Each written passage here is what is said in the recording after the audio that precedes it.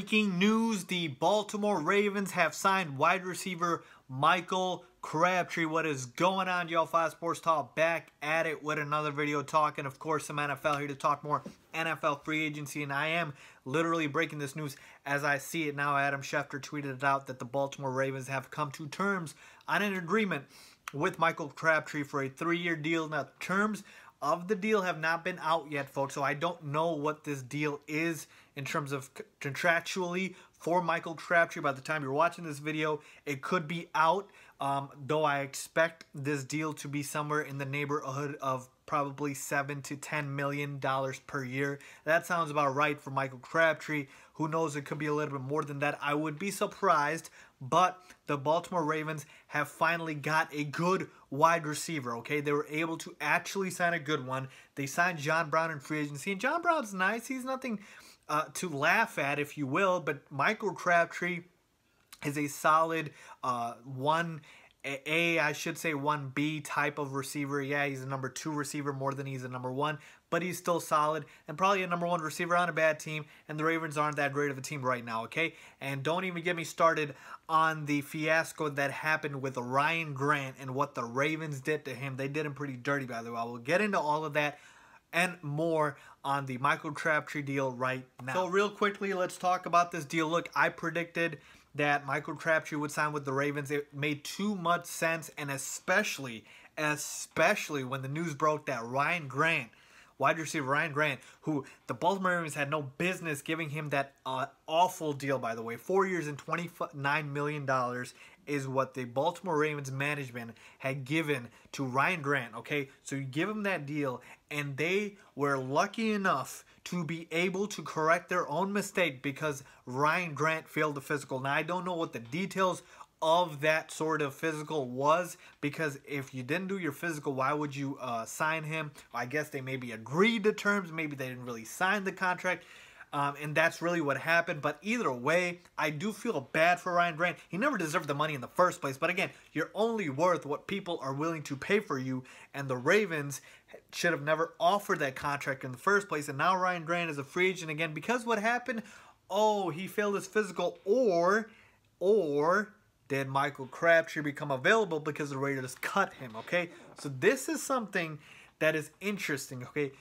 I'm not saying that the Ravens purposely failed the physical of one Ryan Grant, but it is just interesting to notice that it happened at the same time, okay? Ryan Grant fails his physical. Oh, Michael Crabtree's a free agent now, okay? And now, of course, at that time, as soon as I heard that news, I'm like, Michael Crabtree's going to sign with the Ravens. He scheduled a visit with them, and now it's official. He's signing with the Ravens. And like I said, Crabtree is a much, much better receiver than Ryan Grant.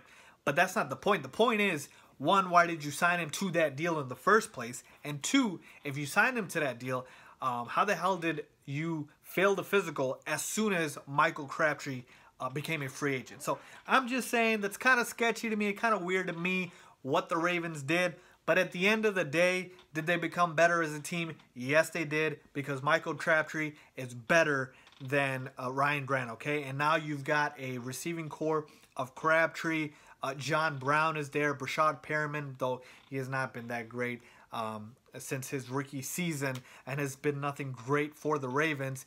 But you have some semblance of a receiving corps. I mean, last year you had a washed up Jeremy Maclin. Mike Wallace is just a deep threat, if you will.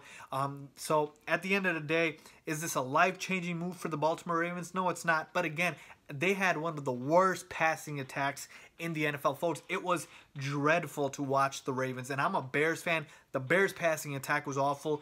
I'd rather watch them, the Bears, than the Ravens passing attack, because that was awful. Joe Flacco had a terrible year last year, and Joe Flacco's not that great of a quarterback, but at the end of the day, he had no one to throw to, okay? So this is definitely a clear upgrade, and yes, now he slides in as the number 1 receiver for the Ravens. So that is definitely an upgrade. Now you got John Brown at the number 2 as your number 2 receiver. But overall, does this change the landscape of them as a team? Do I think the Ravens are going to all of a sudden be a playoff contender, all of a sudden be a Super Bowl contender? Absolutely not. Could they make the playoffs? They could, though I don't see it in that division. The Browns made extreme improvements, and they're still not done yet. You obviously have the Pittsburgh Steelers there. The Bengals always seem to be in the playoff hunt. So I still see the Ravens as possibly the third or fourth worst team in that division. But this is an upgrade. Hopefully they're not done yet. They can still make more moves. But I like this move for Michael Crabtree. Of course, I still want to find out what the contract was for Michael Crabtree. How much money did he get per year?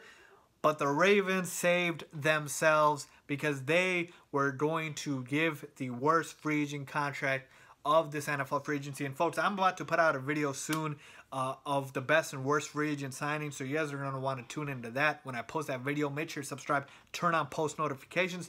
But I already knew that I was going to say the worst free agent signing was Ryan Grant, okay? So the fact that that signing is there no more means the Ravens are also not going to be in my video for the worst free agent signing, depending on what happens with this Crabtree deal, but I don't expect that to happen. So with that being said, overall, a solid deal, solid move for the Ravens. They're a better team now, but not necessarily going to be a playoff team or a Super Bowl contender at all. So that's what I think, folks. Let me know what you guys think.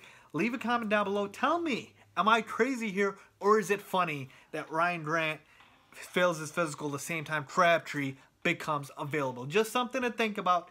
Just something to think about. Leave a comment down below if you agree or disagree. Make sure to follow me on my social media links down below for that. And as always, thanks for watching.